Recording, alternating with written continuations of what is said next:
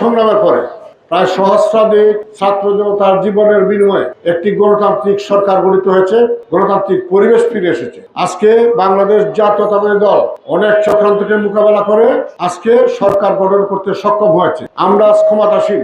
ক্ষমতা মানে এই নয়, ক্ষমতা মানে স্বেচ্ছাচারিতা নয়, ক্ষমতা মানে অবৈধভাবে অর্থ উপার্জন নয়।